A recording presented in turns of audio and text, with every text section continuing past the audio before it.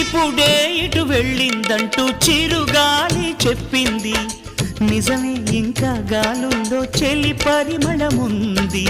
ఇందాక చూశానంటూ సిరిమల్లె చెప్పింది. ఇదిగో అంటూ తనలో చెలి చిరునవ్వే చూపింది.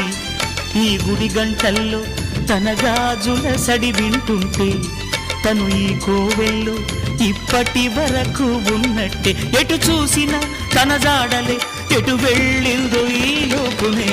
నేలనడిగా, పూలనడిగా, నీలి నింగి చుక్కలనడిగా, ప్రేమించిన చెలియేదని.